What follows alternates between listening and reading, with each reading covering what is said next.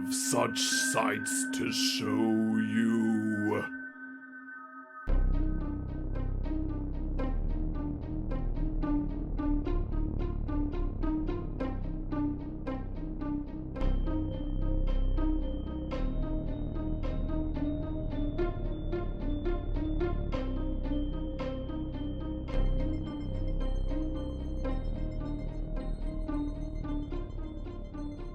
We're Poppin the Scary Horror Podcast. I'm your host, Coale, and with me, as always, I have my good friend and co-host, Aaron. Aaron, happy early Valentine's, bud.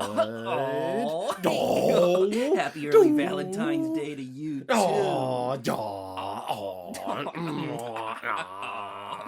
Woo, is this the episode where we kiss?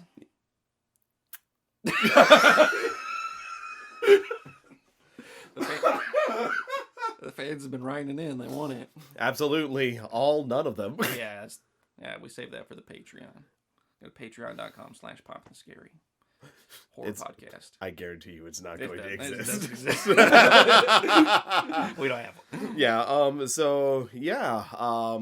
obviously from last week's episode, you figured out that we are watching the film Jennifer's Body, and you actually knew what it was and everything. Yeah. Can you give the audience more insight as to how you know about this film and everything, since it came out like 15 years ago? Yeah, well, I'm 30, so when I was a young lad, Megan Fox was the hot girl, and then you just, there are actresses and actors that just, depending on what age you grew up with them, you follow their whole career inadvertently because it pops up on your social media feed. So whenever Megan Fox turned her career around from being Transformers babe to being cult classic Megan's Body star, that was a thing. It's like Kristen Stewart got her moment. Edward Cullen Robert Pattinson got his moment. Mm-hmm. All these actors that we thought were cringe because they were in cringe movies made for teens back in the day rebranded their image, and Megan Fox is one of them with Jennifer's Body. So that's how I heard of Jennifer's Body. I don't really know what the plot is, though. I just know it's got a cult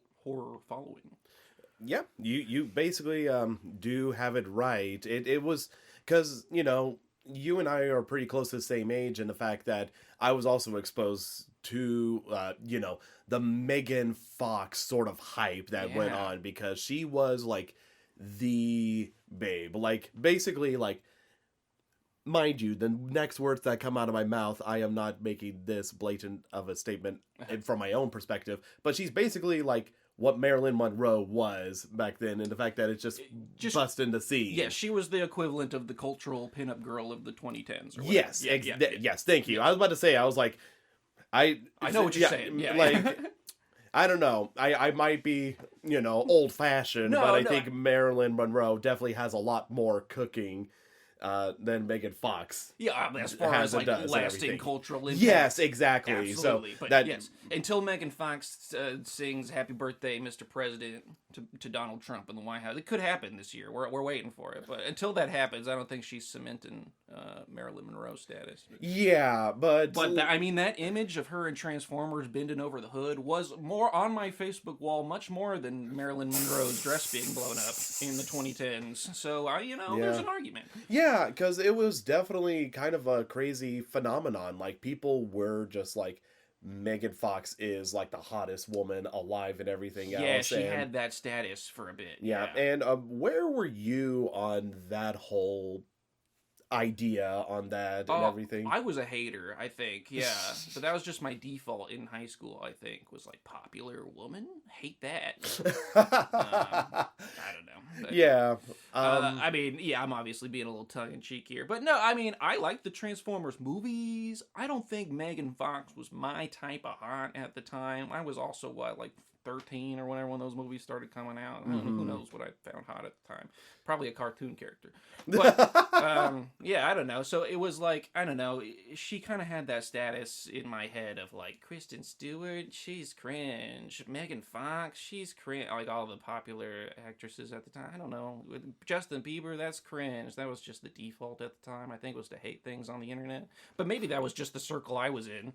Now, now I look back on that, I don't care. I think she did a fine job. Megan Fox. I don't think she's the world's best actress, but from what I understand in this movie, she really hits her role. And sometimes you just need the right role, you need the right film, you need the right script to really pop off. I think that's what happened with some of these other people that I'm mentioning too, like Kristen Stewart and Robert Pattinson, the big it stars of the day. So I hope that's what Jennifer's Body is for Megan Fox, because I think sometimes you gotta be in the right role. Sometimes it's the casting director's fault. Yeah, and I would say from my own perspective, I was kind of the same opinion. Like everybody was clamoring about Megan Fox, and mine it could have come from a place about like, oh, people talk about things so much that I am more scrutinous of it than it would be of anything else. But I was also of the same opinion that I was like, okay, like I don't get it, but okay. Yeah. Like, just like, yes, like I could see why people would think she's the hottest thing alive, but for me, it was just like, okay, and I just never really was interested. So by the time they announced this movie, Jennifer's Body, and everything that came out, I was not really interested. I'm just like, okay. But again, I mean, you even know it as a cult classic and everything, where like people clamor and rave on and on about it. And one of those people is my wife, even. My wife. Yeah, my wife. Pull out all the Borat. We just have to. We gotta. No, yeah. You can't say the phrase "my wife" without doing it at least once. Yeah. Sorry, continue. Yeah, I don't know. I've never seen the film, but I know Me neither. my wife. Okay, well. Speaking of cultural references from a decade ago. Oh my gosh, yeah. Mid-2000s, am I right? My wife. My wife is actually the one that had me watch this film because she was a big fan of it, of everything. And we watched it while we were dating, but it's been probably nearly 8 years ago since I've seen this film. So it's one of those things I'm curious about how I'm going to feel about this film this time around, years and years later and everything else. But I definitely think it'll be an interesting, fun film to talk about, considering it's, the fact that Aaron and I, we were like teenagers whenever the film came out and in theaters and everything else. So obviously we heard about the excitement initially whenever it came out, and now we're being able to analyze it as jaded 30-year-old adults. Yeah! Yeah, so that'll be fun. Woo! That's what podcasts are all about. All right. Jaded 30-year-old adults talking about something they like or don't like. I think that takes out like a huge chunk of podcasts. That's most all 30-year-olds just shooting the works. And we're one of those. Yes, absolutely. Woo! So we'll be right back as we let you know what we think about Jennifer's Body. Put on my FBI hat, the female body. Do you hear me, you bastard? I'll cut off your nutsack and nail it to my door! Like one of those lion door knockers rich folks got! That will be your balls!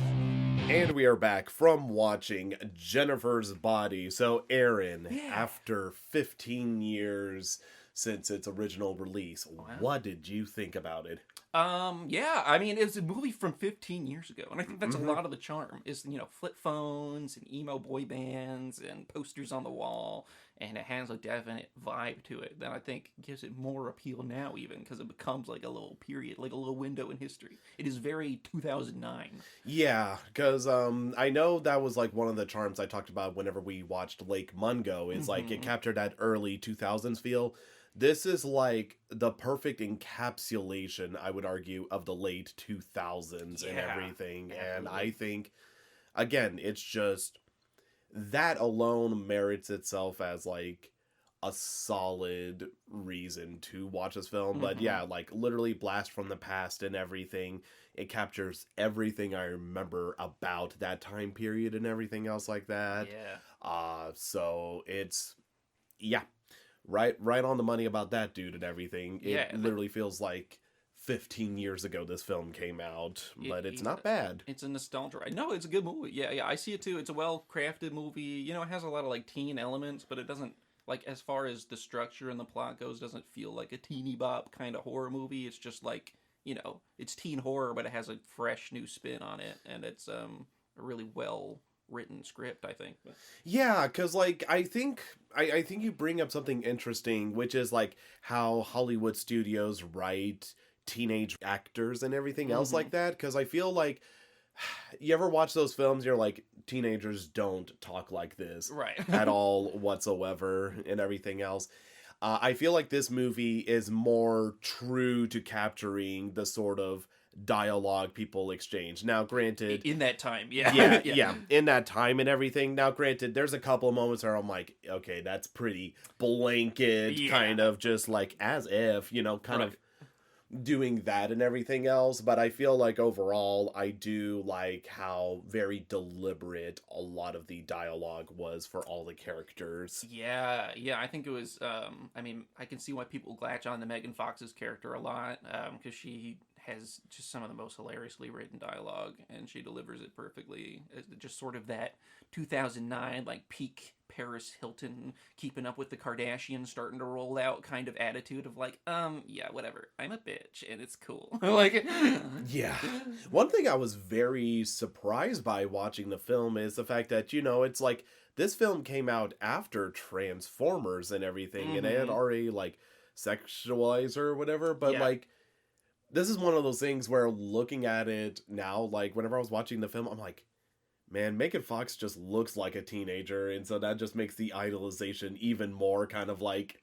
Yeah, definitely. And she definitely looks like a teenager at that time, like, you know, the low-rise jeans and the stomach guy, you know, it's very, But, like, that's the weird thing and everything else like that, because, like, you know, again, especially with 07 and everything, they, like, kind of made her like this sexual icon and everything else like that. And then looking at like how young she is, like barely 18, I'm just like, but dude, what the fuck were we on? I know and that's like an older movies thing that I think we're getting past a little bit now. But like, man, like watch any like Transformers is there, sure, but how many movies have we watched on this podcast where all the characters are high schoolers and they're like butt ass naked? I guess it just feels different because it just feels like adults, right, pretending to be teens. That's true. This is literally like, ooh, you're selling the whole idea that they are teens, and I think that's one of the strengths of this film is like, you know, especially 80s films, I feel like it's constantly like dudes in their like early 30s and everything else pretending to be high schoolers, true. Whereas most individuals, all the students,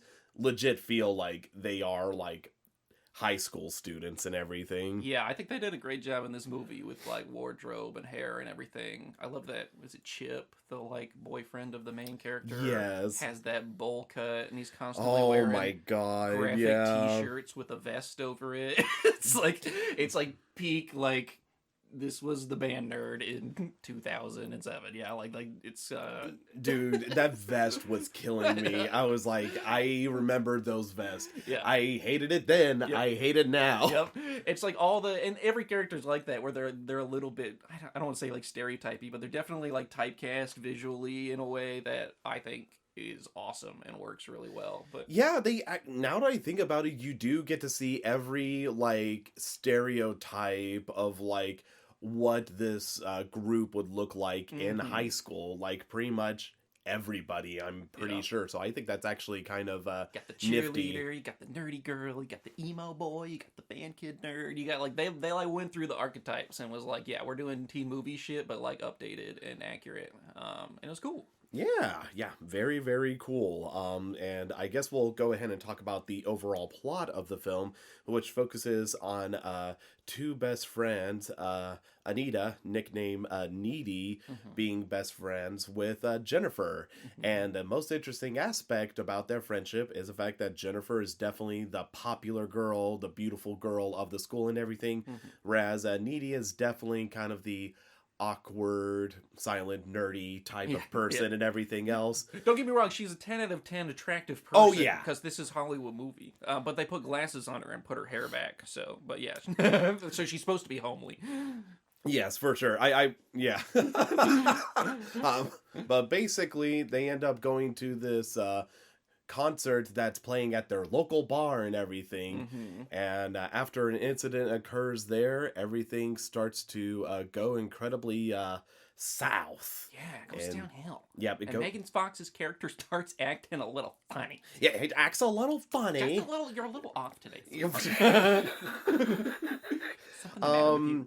But yeah, so like it's whenever it comes to the overall plot of the film and everything else, first time I watched it, I was just genuinely like, I don't know where they're going with this, because it's not like the usual sort of thing where it's like, oh, it's slowly whittling down. It's down to the final standoff or something like that. Mm-hmm. It's just kind of more so of like, what do we do about this situation, and just trying to figure out more of the mystery behind it. Yeah, a little bit. Yeah. I love the way that they set up the villains, I guess, in this movie, and how they're characterized. And, you know, I think it's no surprise to the audience at home that Megan Fox is a baddie a little bit in this movie, in more ways than one. Yes. And, yeah, it's interesting to see how, like, that character archetype of, like, the bitchy popular girl is like more than just like catty. She's, you know, evil. You know, it's I think it's interesting that they explore what being a bad guy is. You know, we just came off the heels of another movie that was kind of similar to like how they set up how, you know, hurt people, you know, and, and so like it's interesting to be like, you know, she has like mental health problems, and that's what makes her a scary person, murder person, scary thing, scary Jennifer, scary.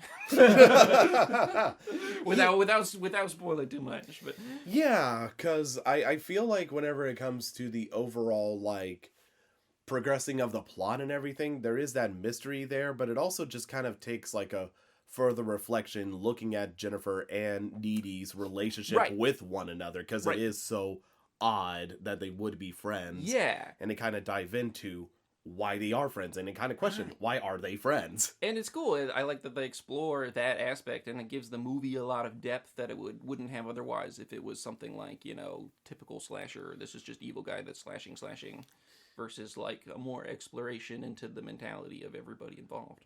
Yeah, because like genuinely, I would say with this film, I wouldn't say like the kills are the things to kind of look forward to and everything else. Yeah. The kills just kind of happen because they need to, right, and everything. And in all honesty, it kind of is sort of nice and everything. Obviously, I love me a good slasher and everything else like that, but it is kind of nice having a different level of horror where, you know, the killing isn't part of like the main thrill. It just more helps build this story. And I think that really points to the direction that the director was trying to take this in, is that this is a movie where the horror is supposed to be in the people and how they behave, and not necessarily about, you know, true, here's the knife that's going to get you, or whatever, you know, or the chainsaw, or whatever the weapon of choice may be. It's not about that primal level of like, monster fear. It's about like, here's the monsters in real life. It's these people, you know? Yeah, I would agree with that, because they definitely have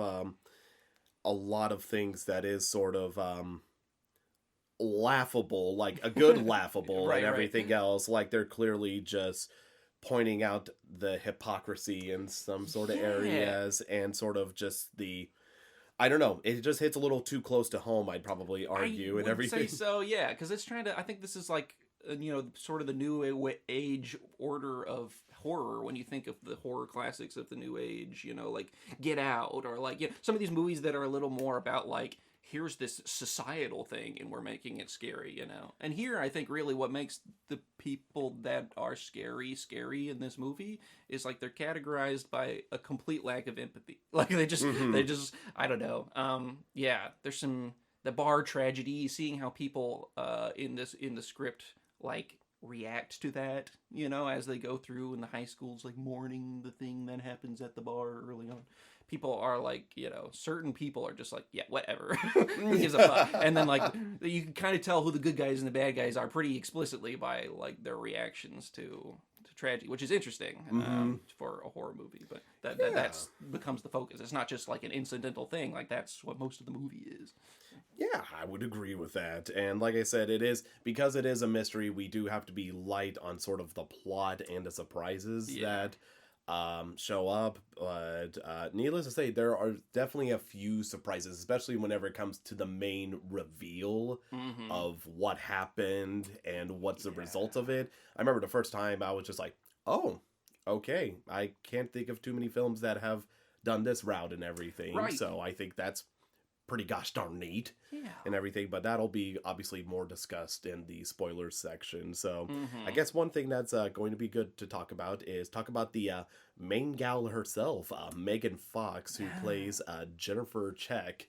And it's one of those things where whenever I watched this film the first time, like I said, it was like 2017 whenever I first finally watched this film and everything. And you know, the Megan Fox hype had been very minimal and everything. It had kind of died out a little bit, but watching it or whatever, I was just kind of like, I wasn't sure what to think about her performance and everything else like that. In all honesty, I was like critical of it, but I don't know what it is this time round, but watching it, but I was like, she's great.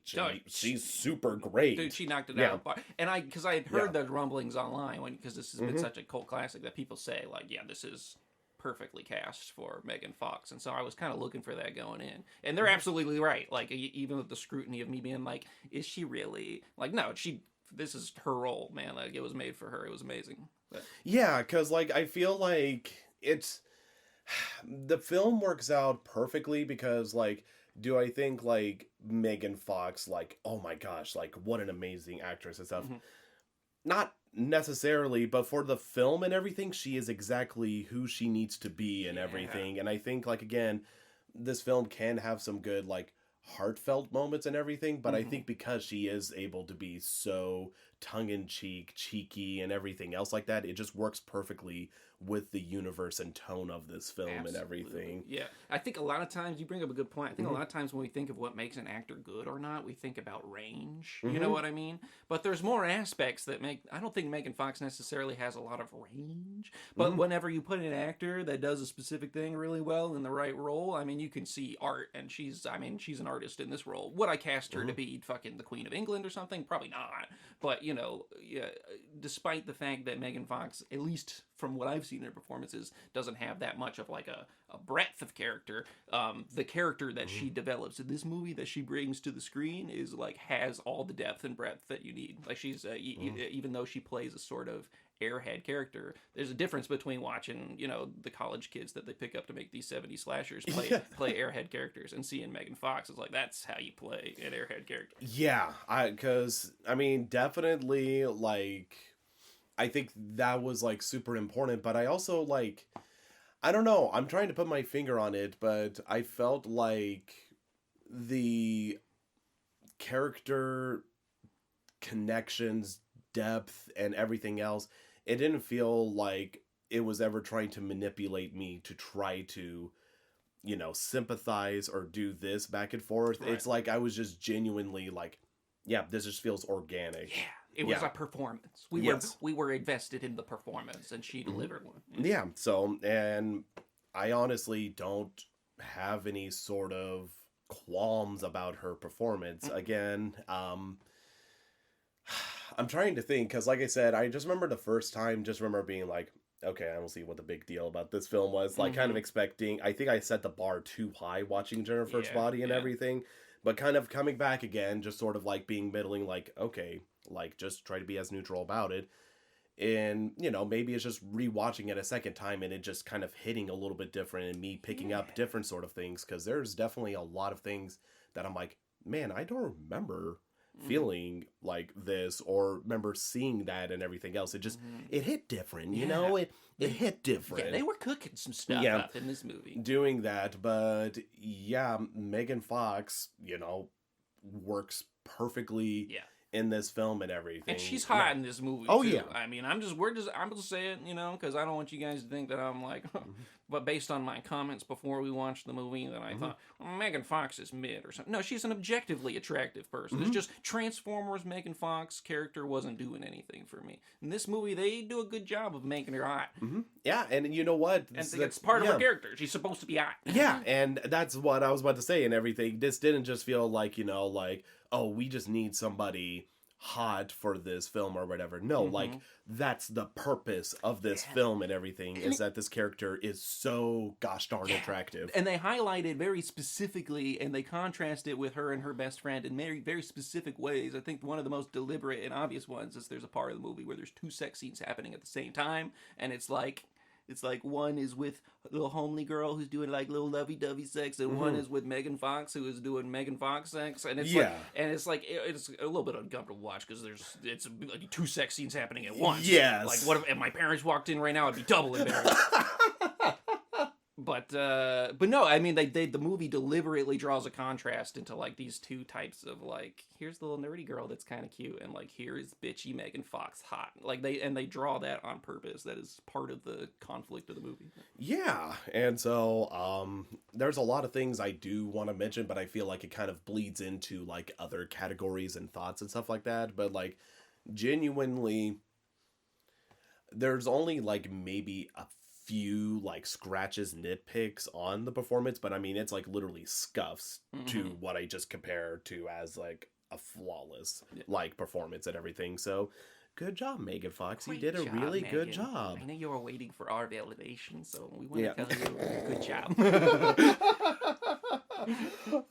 Yeah, and let's talk about Needy, played by Amanda Seyfried. Yeah. And yeah, I mean she's also pretty, but you know, it's got the nerdy aspect and everything else. But I liked her character as well. I felt like she was like a good foil for Jennifer as a character and everything, because again, she's like the one that she's always meeting Jennifer wherever she's at and everything, because I feel like there's a lot of that friendship, you know, where the friendship only works because one is pushing herself so far to meet wherever the other person's at, which I think again is sort of like ironic that, you know, her name Anita, they give her the nickname Needy, right? Like she's needy and everything else. And so that's what kind of creates this like friendship they have with each other, which, you know, you get to see how their friendship is kind of towards the beginning of the film and everything. And then as the film goes on,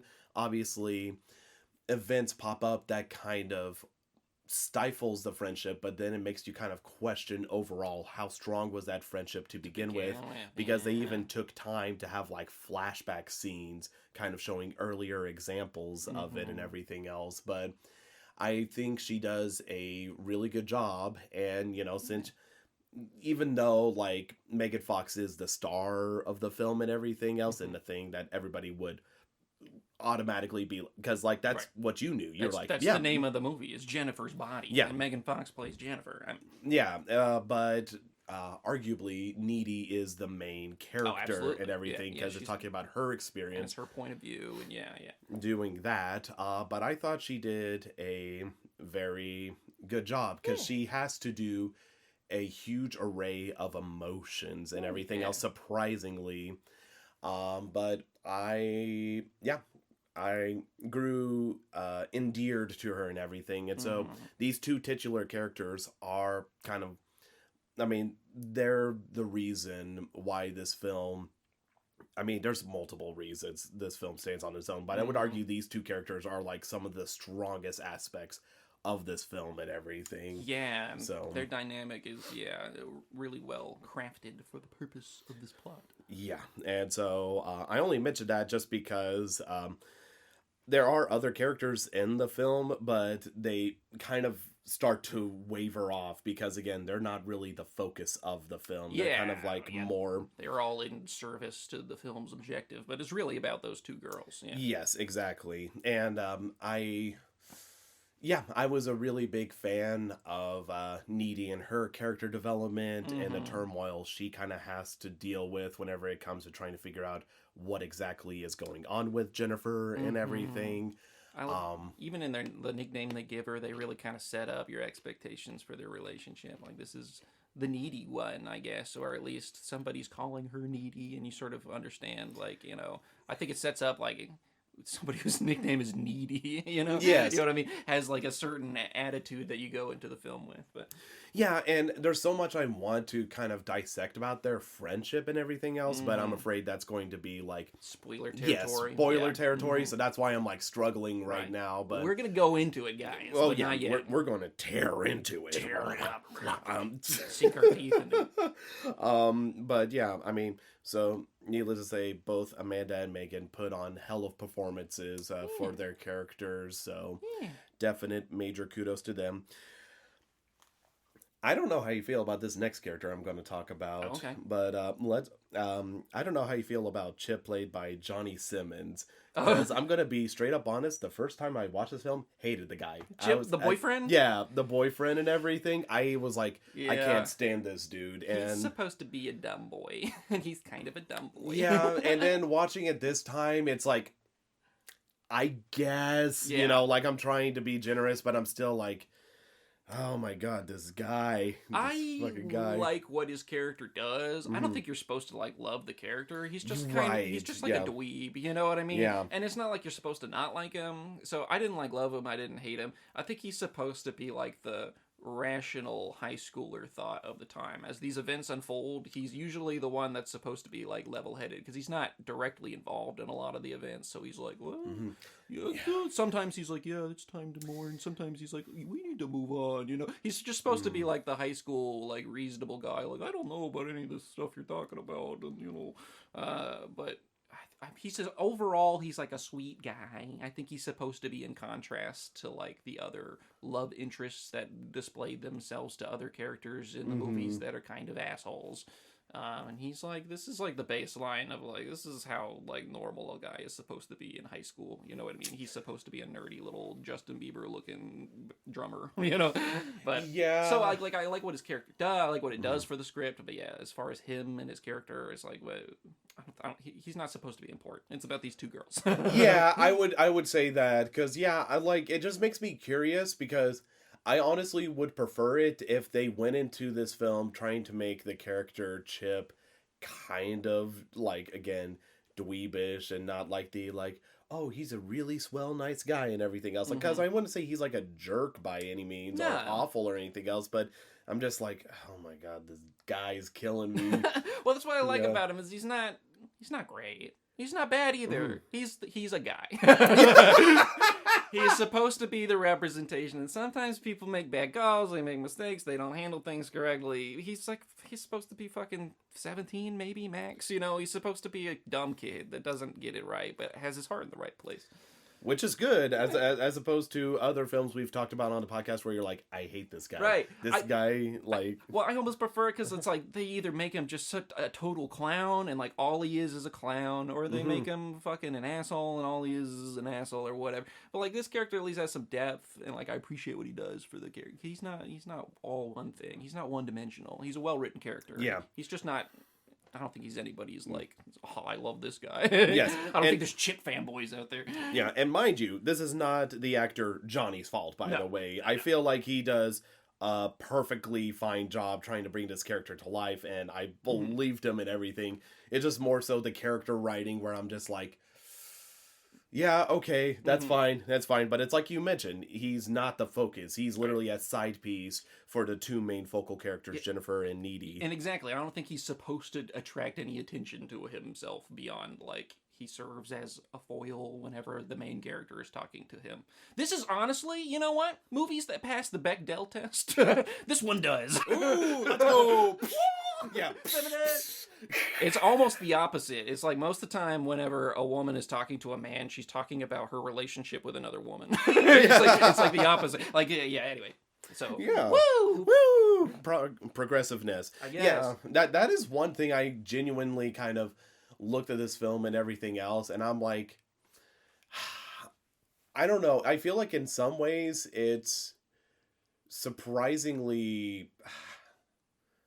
I don't know if this is too audacious. I don't know if audacious is the right word for me to say. But genuinely kind of watching this film and everything, I was just kind of like, I don't know, I think this is hitting like a lot of like notes. Like it almost kind of felt progressive. I would argue. Well, it is. Yeah. Especially, it's about that. I mean, it's about the lack of empathy. I mean, you could see, and this is beyond even just the scope of the two characters in the movie. There, you can see the whole school environment. This tragedy happens, and they're talking about the people whose lives are lost, and it's like marginalized people. It's like the immigrant and like the Spanish teacher or whatever, you know.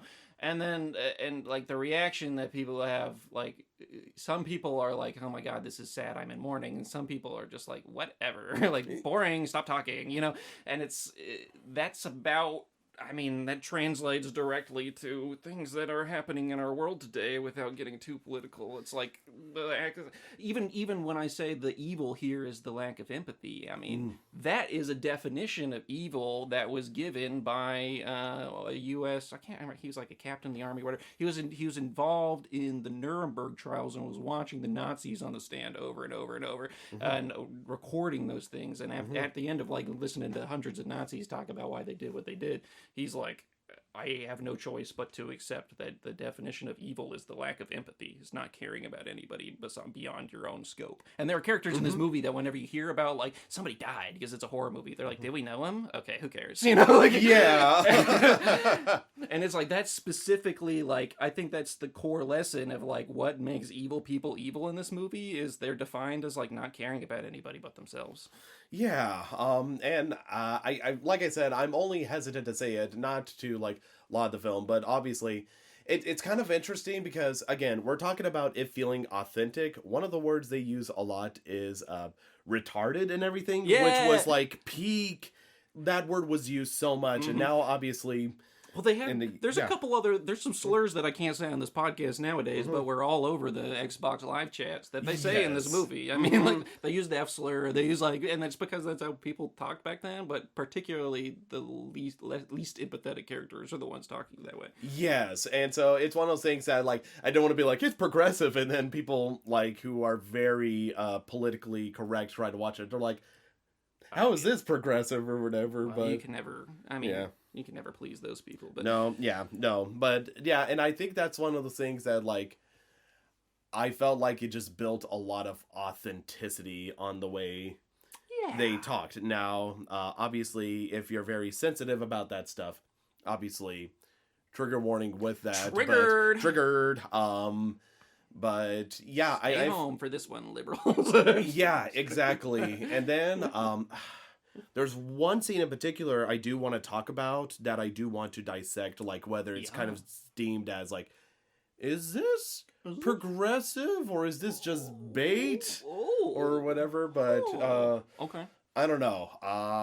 But yeah, I mean, aside from those three characters, there's again just more side characters and everything. One of the ones, I don't know what it is that I find so endearing because this character just pops up like a handful of times is the character Colin Gray, played by Kyle Gallner. Yeah. The emo kid. Emo kid. Because like that was the group I pretty much was in closest association with going to high school. So seeing him with like all the chains, like the striped gloves and the handkerchiefs, and the hair and the rings and everything else, I was like, I'm vibing with this dude, this guy, all the way and everything else. And I wish there was more his character would have done, but again, I think that would detract from the focal point of this film and kind of muddy it up overall. I mean, I guess it's better leaving me wanting more as opposed to feeling like it's watering down the less experience. But that was like one thing I had to give a shout out to Kyle there. Super duper dadgum good solid performance there. But one of the things that did surprise me is just kind of like the few star celebrities we did get, like J.K. Simmons showing up, with hair, who plays Mr. Rumblowski and everything, and I was just like, it's with hair definitely throws me off and everything, and you know, and I love J.K. Simmons and everything. I wouldn't say this is one of the performances like outstanding performance and everything. Get out of here, Whiplash, right? But it was just like, oh, neat, and then Chris Pratt also in the film. Yeah, he has like a weird cameo role. Where and again, this is like before he launched into stardom and everything else, where he's just playing as like a cop and everything, just at the local bar and everything. But it was weird. I'm like, So weird seeing Chris Pratt and everything, considering how much Yeah. Hollywood pushed him into stardom and everything. Right. This must have been, on the leading edge of his movie blitz. He must have started getting in shit now, because, Yeah. 2000, And the only other star that I can mention that just hit me out of the blue, which I had to yell out, is Bill Fagerbach and everything. The voice of Patrick? Yeah, the voice of Patrick. Yeah. Because it was one of those things where, like, he only has, like, one line in the film. Yeah.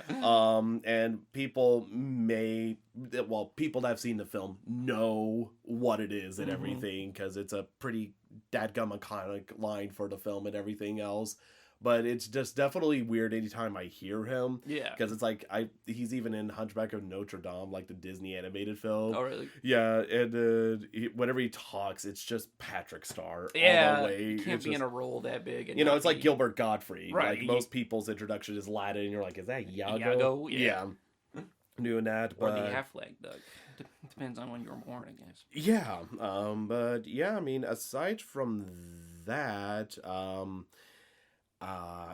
those are pretty much the main characters you focus on. We'll probably mention other characters and everything else that pops up as because they come along. yeah, because obviously talking about every character kind of spoils the mystery and everything else. Right. One thing I want to mention about this film and everything else, Yeah. I love the colors of this film. Yeah. I felt like color was very much a key idea they had with it and everything else. I just kept looking at it, and mind you, this is like an old Blu-ray, probably from 2009 or whatever, but the colors popping up, I'm like, I like that. That is visually pleasing, and it's like, anytime they worked with blood and everything, it stood out strongly. Yeah, or especially with Jennifer's outfit and everything. I mean, there's literally one scene where everybody's wearing like blacks and grays and everything else, and she's wearing like this bright pink hoodie with hearts and everything, which, you know, already like the camera shot is going to make her the focal point, but just literally muting all colors and making her like shine. Yes, exactly.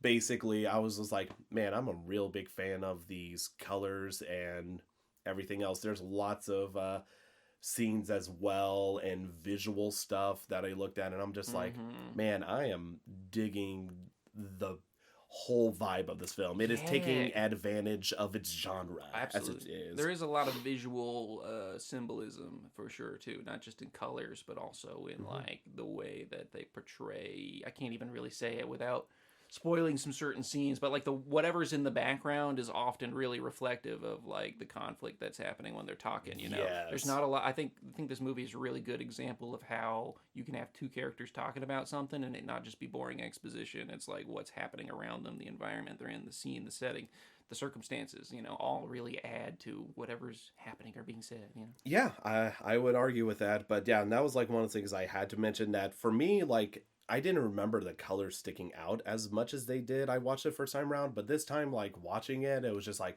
wow, okay, all right, good stuff. But I think another thing, I don't know if you felt this way, but, you know, a lot of times we're, like, kind of used to, like, music that's, like, popular or relevant or whatever, that feels like it's just shoehorned in because it's like, hey, everyone likes this song or whatever. I felt like a lot of the songs was kind of deliberately placed, and it also worked with the overall feel of the movie and everything. Yeah, the music is not necessarily timeless music. It is music of the era. Yeah, I would say.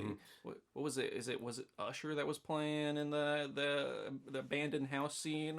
I think I'm gonna ride with you. Yes. All on the floor. Who's that? I'll have to look it up there. But I that was one thing I was going to mention, that I feel like the soundtrack complemented the movie, which I feel like is good, because I feel like sometimes the music just kind of overall distracts from it there and everything. I mean, you could definitely have an original soundtrack in a movie about teens and it not necessarily be teeny bopper. You know, you think of like a Halloween or something that sticks out. But I think what this movie does really well is, the music is all in service to the environment and the setting and the characters. This is a 2009 movie with teens in high school doing 2019 high school shit, and the soundtrack reflects that. Yeah, I would honestly agree with that. So that's another aspect. Man, I'm trying to think of anything else I could talk about before spoiling anything. But yeah, you're getting to spoiling already. You're like, I'm hungry for it. Yeah, doing that. Down, Gribble. Anything you want to talk about before getting to ratings and everything else, Aaron? I'm kind of like, I'm running out of room to not spoil stuff. Yeah, that's where I'm at too. Yeah, Okay. so much of this is about the complicated relationships between people, or at least how people interact, and it's hard to talk about that without talking about what they're interacting about. Yeah. So let's go ahead and just get to ratings then. Yeah. Me first? Okay. Well, shoot. I need to be put on the spot like this. After 88 episodes. No, this is, I think we've all covered that. I think positively about this movie. I understand why it's cult classic status. I think it does something really unique and interesting. You just bite a chip. Was that a Lay's potato chip? It was in your pocket? drop. I know. I'm just you got me on the edge of my seat, bro. You got the popcorn. crunching. I mean, this is, probably the best. I haven't seen every Megan Fox movie by a long shot, but I'm going to go on a limb and say this might be her best performance, so kudos to that. There's a lot of great performances in it, but Megan Fox is really steals the show. I think the way they handled the subject matter, not just the contents of the movie, but the way it was executed, by golly, what a ride. There are some things that, like, I think... I don't know. I don't even want to get too specific in my criticisms because I don't even know that I can. There's just a few, rough edges here and there. It's not necessarily an experience that made me please get this into the Criterion Collection post-stat or whatever. But, let's put this in a museum. But I thought it was really, really, really good. So it's not quite a 10 out of 10 for me, but it's like an 8 out of 10. This is an 8 out of 10 movie. It's really good. I don't know. I'm not a filmmaker. Sue me. Sorry, my criticisms aren't specific this time. I don't know. It's just just take 2 points off because I didn't think it'd quite get there. Okay, I don't really have a reason for it. There's just some things everybody could do better. Okay, this is still an A- performance, man. I mean, it's not quite 100%, but it's wow, great movie. Yeah. All right, good to hear. So I'm gonna let you know. Whenever I first watched this film, I felt like a lot of stuff just kind of missed because I was kind of expecting something amazing and everything else that because of how much people had hyped up Jennifer's Body whenever it came out and how many people talked about it later and everything else, and then just kind of watching it just kind of went over my head a lot of it. But at the time I didn't even feel like it went over my head. I just felt like okay, they're just kind of it's whatever, just pretty straightforward, whatever sort of film and everything else like that. And because a lot of it missed and I didn't really take in a lot of the stuff and everything else at the time, like I said, I don't know if it was just I was having an off day or something like that, but I gave it a 6 out of 10. I still thought it was solid and everything else like that. But you could go ahead and take that same rating and just flip that number upside down. Wow! Yep. Such excitement. But yeah, I mean, I'd probably give this a 9 out of 10. Nice. I really liked it. There's a lot of things I liked about this film, and I don't know if I needed to wait till this very moment to re-watch it again to kind of shoot it back up or something like that or whatever, but watching it, I was just genuinely I'm digging it. I'm really digging it. There's definitely a few things that I'm still kind of, and I'm oh, I wish they could have just dug a little bit deeper, a little bit more, just gone a little bit further, but I mean, as is and everything else, it's a really dadgum good solid film, and plus the fact I feel like there's not too many films I can point out that are similar to this one and everything else, and I think you're right. I think obviously not being an aficionado whenever it comes to Megan Fox's career, film, background, everything else, this probably is her best performance, and it's definitely a good film to just be known for in general. I mean, I think that's probably the number one film she will always be known for and everything else, but it's a genuinely solid film. If I was super critical, like maybe I could shave it down to an 8.5 or whatever, but I'm like still like at a comfortable 9 with this. I was very much a big fan of this. I already want to watch it again in the near future. Like it's like already like I'm just thinking about it, I'm like, damn, I should have watched this film again sooner and everything else. I just figured, I was like, it's not for me kind of thing, but there's just a lot of points that hit home with me and looking at it and everything else where I'm like, I like this film a lot. So I am happy we got to revisit this film. So obviously, if you couldn't tell, Aaron and I both heartily recommend watching Jennifer's Body. Good movie. Yeah, it's a very, very, very good movie, and especially if you grew up during like the 2000s, late 2000s, it's just like a perfect time capsule as well that kind of takes you back to that time. But there's even way more than just kind of like the, oh, isn't this neat? Remember this? Did they have a Fall Out Boy poster neat? Wow, I remember that. I had the same poster. Yeah. It's more than just that. There's definitely a lot more to have, but it's just especially just hits home with that. But aside from that, we are going to spoil the heck out of this film and everything. So if you don't want to be around, you might skedaddle. But Aaron, take it away. Megan Fox playing Jennifer's Body. I love how they establish, even though, right in the beginning, some shit went wrong, because it's like her in the mental hospital and Megan Fox on the bed, and it's like, this is how this happened, or whatever, So I already know from the start that the shit goes back, and then they start from the end, and then they go back to the beginning for you. But right from the beginning of Megan Fox's character, before the incident, before she gets turned into a succubus, spoiler alert, she, I love that she's a bitch right from the bat. Yeah!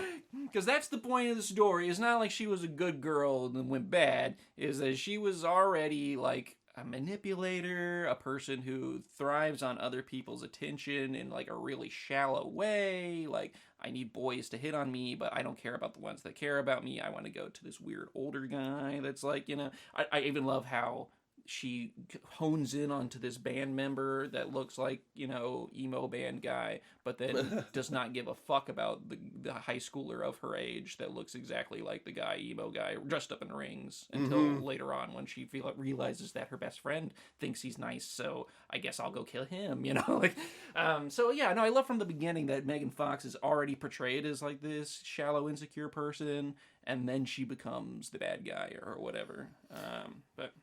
Yeah, because like that's one of the things I was also like again, like the first time I watched it or whatever, I was kind of like, I don't get why they're friends or whatever. But then the second time around watching it, I'm like, you know what?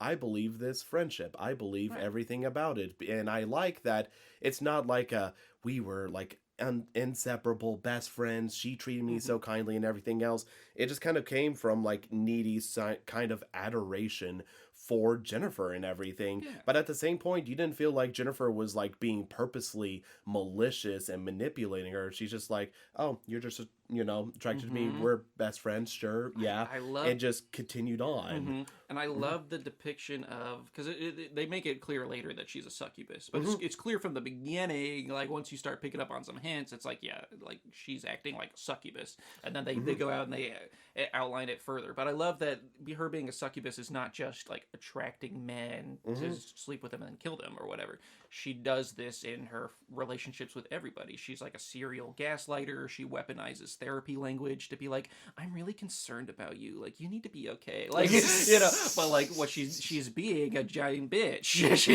She's getting her way and manipulating people to be the way she wants. Like, she's shown as having absolutely no empathy for the tragedy that happens at the bar whenever J.K. Simmons' character is rattling off people. She's like, oh, as if like the fire won, like cracking jokes the whole time.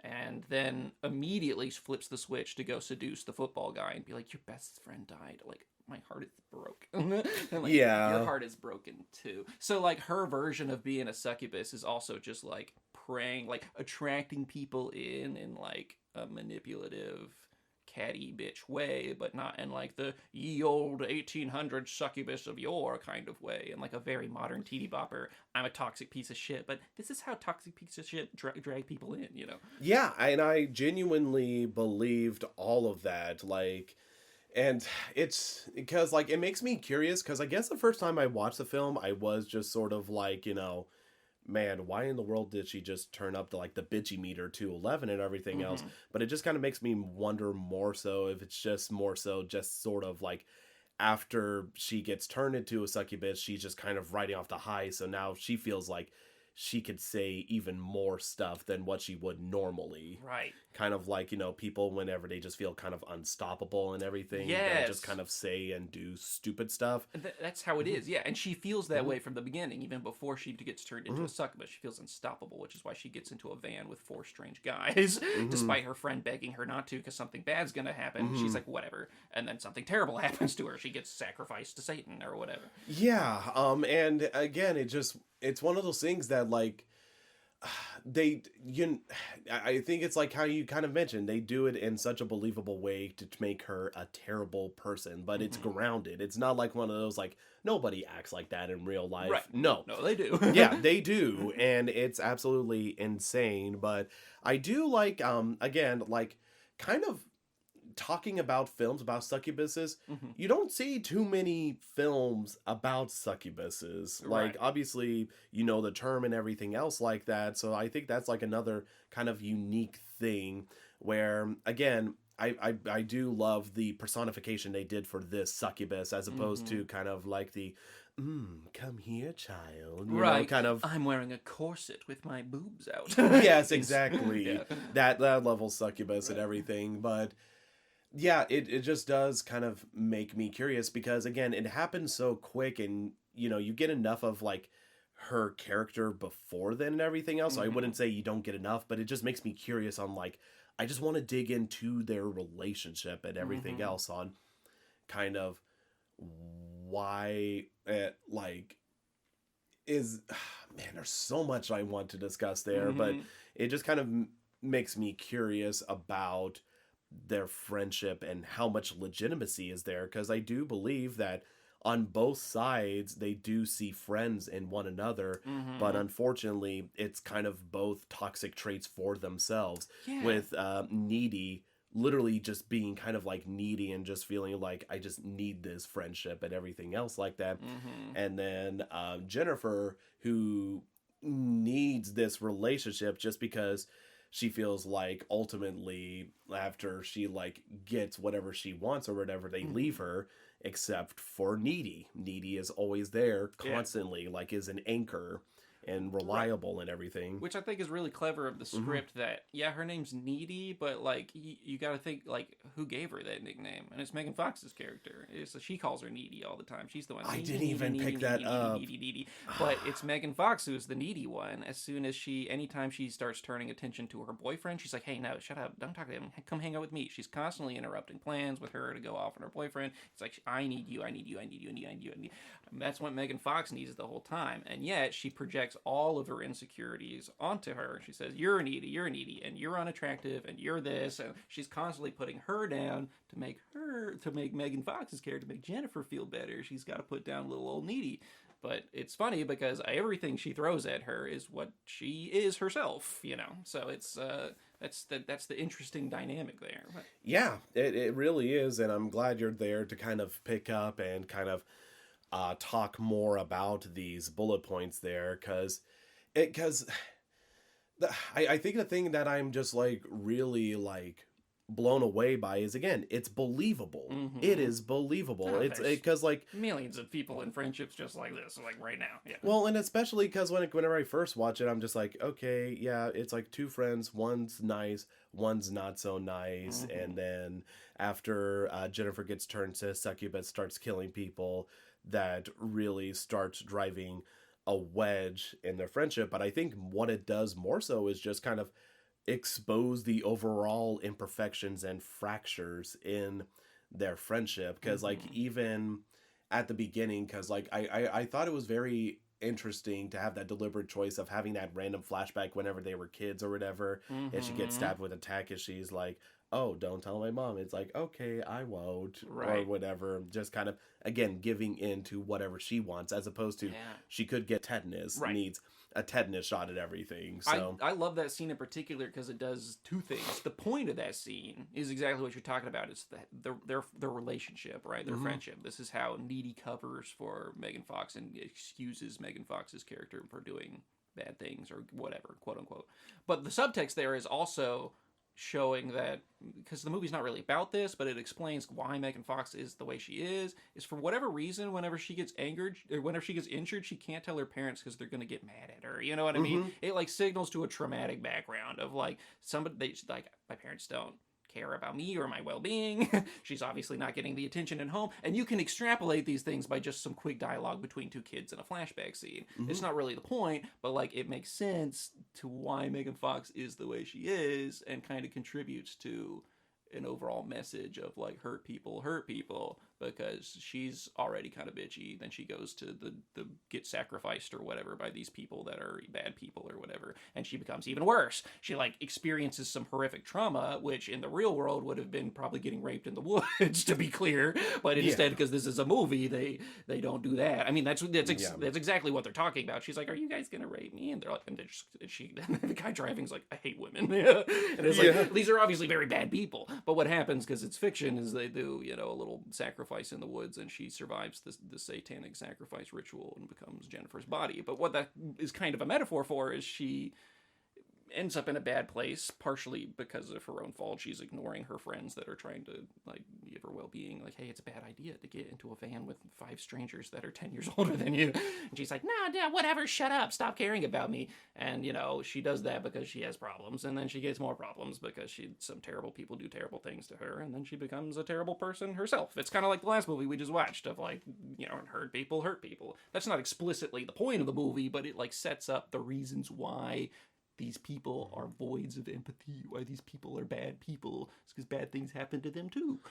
Yeah, and I do think that is very interesting because they do set up a lot of like the initial incident that causes Jennifer to become a succubus. Is basically she's completely hammered trying to follow this band and everything, and I'm pretty sure the band deliberately had faulty wiring to set the place on fire.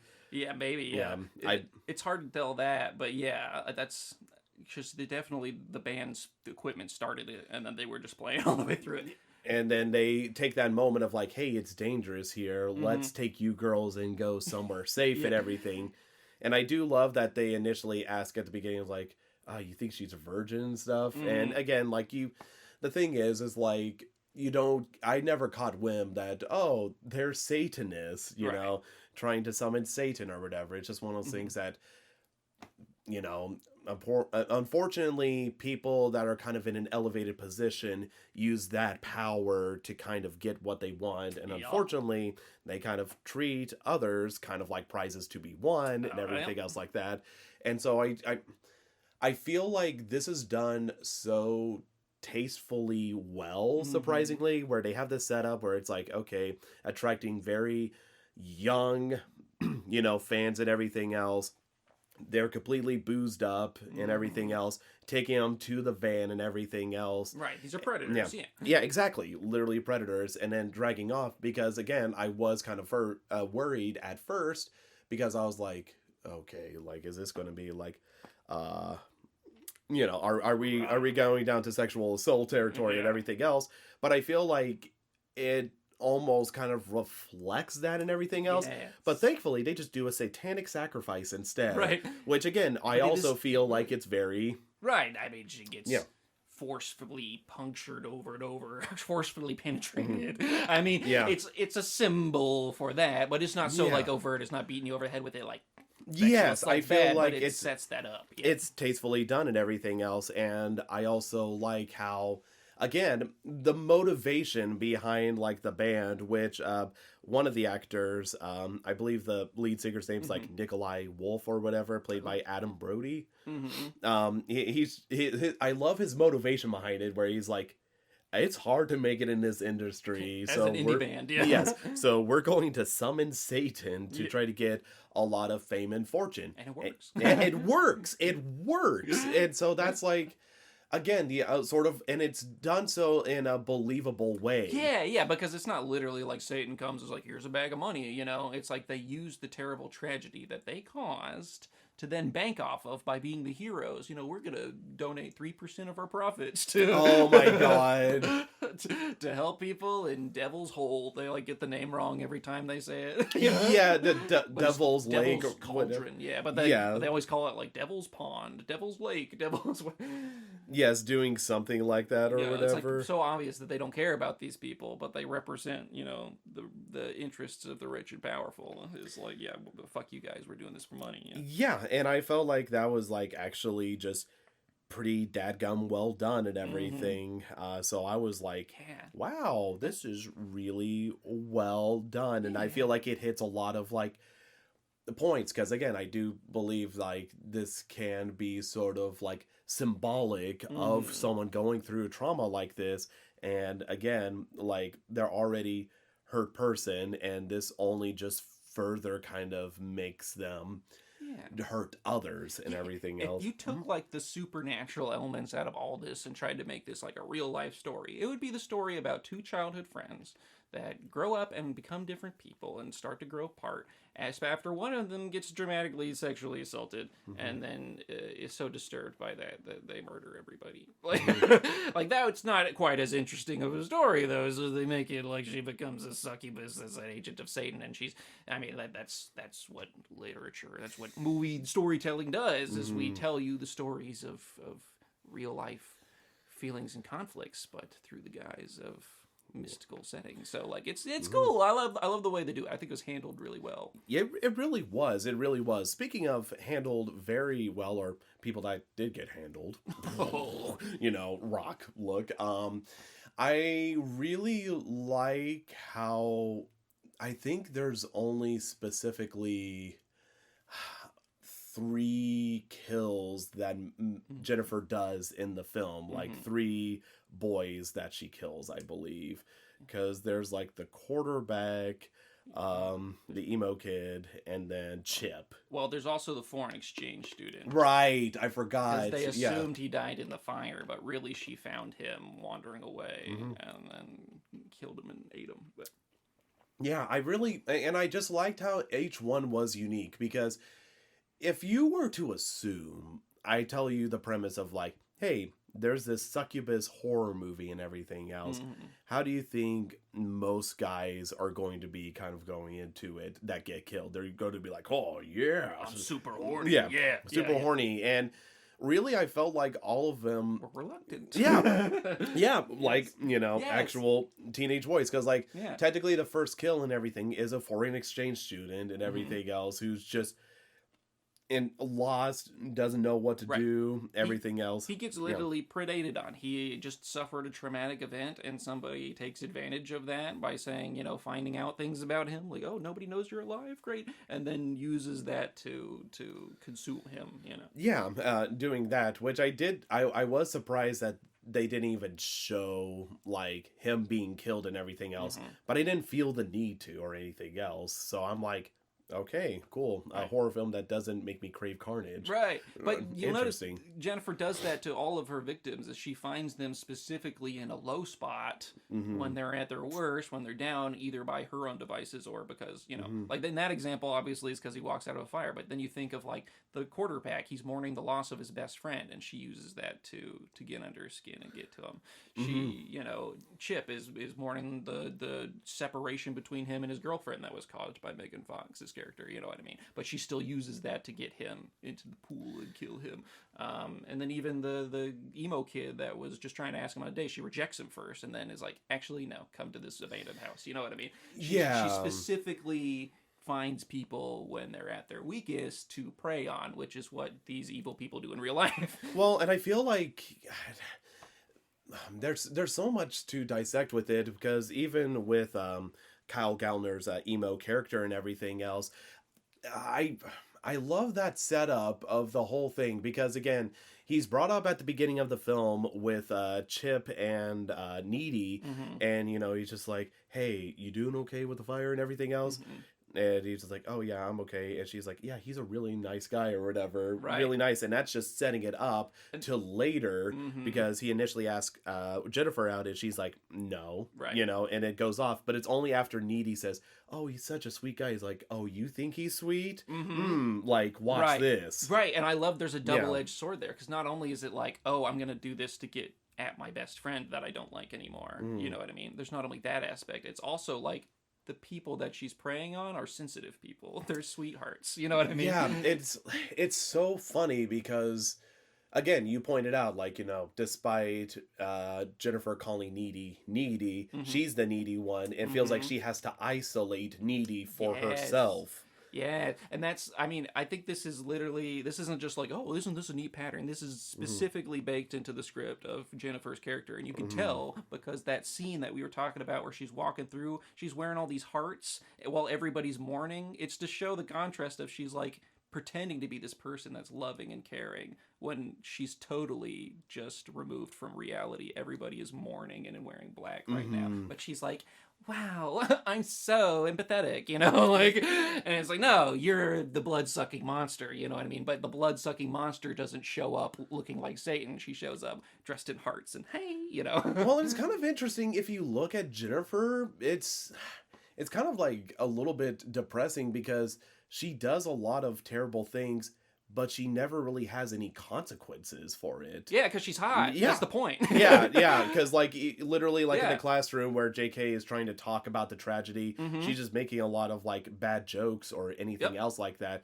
but she's not attacked. Meanwhile, Needy is being heat-seeking missiled by this one student who, I don't know what her deal is, but she was calling her out at the rally and then calling her out in a classroom, what do you know about low shoulder or whatever? I looked it up on Wikipedia. Right, it's on their Wikipedia. Yeah, something like that. Yep. But I think that does, if you're hot, it makes you immune to criticism, because even whenever she's vocally being like, nobody cares about people dying, J.K. Simmons just says, as I was saying, going through and just ignoring that. That's why the film's called Jennifer's Body, baby.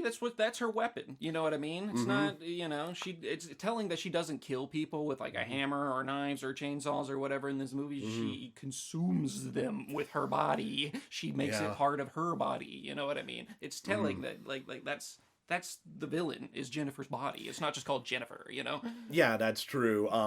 Another thing that I talked about, isolating Needy, there's literally a line before they go to the bar where Chip is like, stop stealing my girlfriend or whatever, doing that. So I was like, that's another good callback. But yeah, the victims and everything else, obviously there's the foreign exchange student and everything else.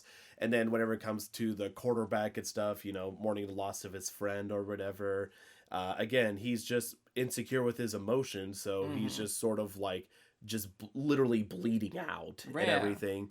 And one aspect I do like is every time she drags people away, animals start gathering. And it's not like wolves and bears and shit. It's like deer and chipmunks and rabbits. I actually love that detail. Even those are the ones eating, because she looks like Snow White. She's a perfect little princess. How could she be evil, That is true, because it's never anything creepy, malicious, snakes, anything else like that. No, it wasn't satanic animals. It was a deer, Yes. But, and again, I do like how whenever she's trying to bleed into him, he's just kind of more confused. It's because I wouldn't say he was super oh yeah, I get to go, because that was the one thing that she said was like, he thought we would be a banging couple Right, right. doing that. And so he's like using that, like, oh, do this for him and everything else. Mm-hmm. And then as he's in the midst of it, he ends up enjoying it more so for himself because he tends to kind of just forget about it and everything. Yeah, I love that. I love that the way that he was portrayed as like, yeah, it wasn't like, okay, well, let me just forget about my best friend. I'm gonna get laid. You know what I mean? It's like he was. All of them are kind of reluctantly dragged to the spot where they were, which I think is a more realistic portrayal of the high school boys than you normally get from these kinds of movies. I mean, I'm not like, I would say, you mentioned some progressive stuff or whatever. I think this movie is a more realistic, quote unquote, feminine. I hate to even bring that lens to this story because it's not. I don't think that's a super appropriate way to think about it even. But like whenever you think about it in those terms, I think this does a better job than like what you might consider like a male gaze kind of film of portraying men too. Like not just how women interact with each other, but also how men actually are. I think that is true. But yeah, it's like it's bad because I want like. I do think this film is progressive and everything else, but again, I also am like acknowledging that there's definitely other films that are like way more progressive is weird because I feel like whenever you think about that and then you go into a movie thinking about this is going to be a progressive movie, you think they're like going to be some blue-haired liberals like giving you some fucking like, here's the moral, guys, or whatever. Yes. And it's not like that at all, but it is progressive in the sense that they drop a lot of the like stock standard we expect this from movies brand of patriarchy that we experience of like, here's the male lead, blah blah, but this is functionally a story about two girls and it does a good job about their relationship with two girls, and men are portrayed a little bit more accurately, even though they are not the focus of the story, which they don't need to be, you know what I mean? So I feel like in that sense it's progressive. I don't think it's progressive in the sense that I feel like most people would watch this and not be like, that was a political movie. Like I don't think anybody's like, wow, politics much, it's not about that as much as it is just like the way that they filmed it is like, yeah, that's how you should portray characters without seeing everybody in the lens of the patriarchy. Every woman doesn't need to be booby girl that loves the main character, and every guy doesn't need to be like, I'm masculine, gonna kill this monster or whatever. It's like these are like real people with real reactions. Right. Yeah. That's basically the same idea I have. So I'm like, I like that. I like that in the film a lot. And of course, like him being killed and everything else, definitely was surprised to kind of, whenever it came to the kills, it was never kind of like, oh, let's think of creative kill. It's like literally like, how would this like demon creature kill it? It's like, it doesn't care. It just wants to eat. Right. And everything. And so whenever you see the football player's body and everything, it's literally just like his like whole chest cavity, stomach eaten out, and there's even like a deer eating it. Right.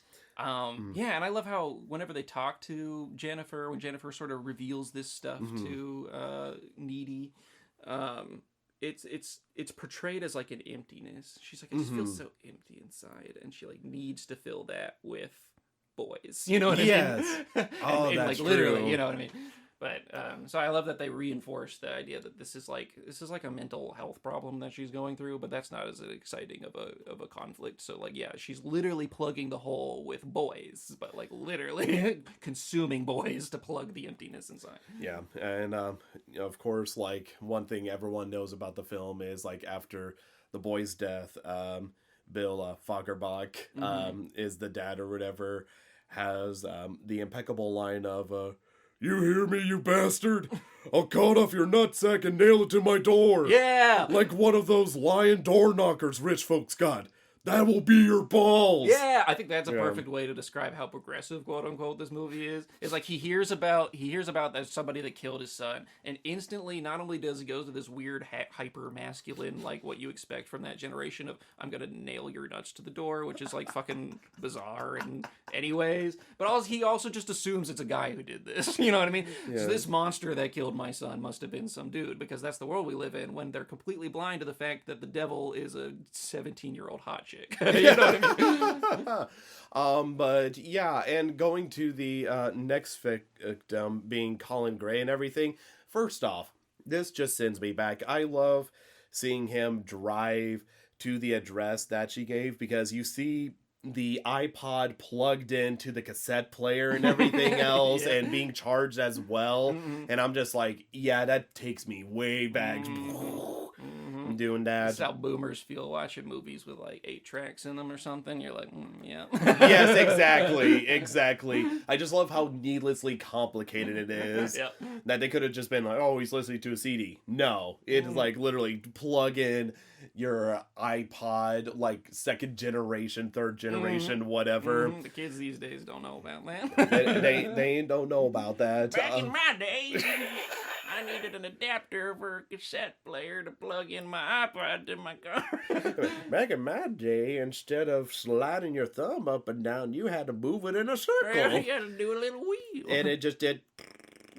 Before there were touchscreens, we had a little wheel. You could go as fast as you want. But I do like the buildup of him being dragged out to basically these like homes being built and everything else. And you can already tell he's just like, I don't feel good about this. But at the same point, he's like, Jennifer, and it's like, Jennifer finally asked me out, and as he's like working his way through the house, it's such an interesting choice that Jennifer's like, oh, hey, come on in. No, it's like he literally has to go inside the house and get closer to the music playing and everything else. And I like it because, again, it is one of those things that, like, okay, I finally get to spend time with Jennifer or whatever and go over there. And once he gets there or whatever, and of course, she's absolutely like flirting with him, being like, you know, I figured we could play house and we could be mommy and daddy. That, and you know. There was some other line she said that was just out of pocket. Oh yeah, she was like, I've got such a wetty right now. Like, we cannot underestimate the script writing, especially for Megan Fox. Superb. Like, I even love like him being like, yeah, I thought maybe you'd want to go see the Rocky Horror Picture Show. She's like, boxing. I hate boxing movies. She's like, it's not okay, whatever. You know? Yeah. The writing in this film is really good, and it's good in the best ways possible, even if some of them are cringe, especially with Chip, because it's during like that scene whenever Aaron was talking about the two sex scenes that parallel one another and everything else like that. That's what's going on. But fucking Chip with like the like slippery squirrel supposed to feel good. No, I love it. He says, he's like, yeah, it's supposed to make the girl feel good. And she goes, nice, or whatever. She's like, wow, like, I've never felt good by having sex before. Wow, I don't know, the way that they slip in these sort of tongue-in-cheek things. Even later, he's like, you're not just some girl that I had sex with for 4 minutes, you know, whatever. But I also love, like, even predating this, whenever they're talking about hanging out at night, he's like, I went by the Super Target to pick up condoms. Yeah. He's like, not that that's why, you know. Yeah, but, like... I love because that sex scene's interesting because they do a very awkward teenage sex scene that, you know, is relatively true to what most people's first or second time sexual experiences are probably like. And then they contrast that with Megan Fox. That's like in the second story of an unbuilt home with something blasted on the speakers while she seduces this guy to like eat him to death, you know? And it's like, there's like evil predatory sex. And then there's like, here's what this sex is supposed to be, you know, which is an interesting parallel. But yeah.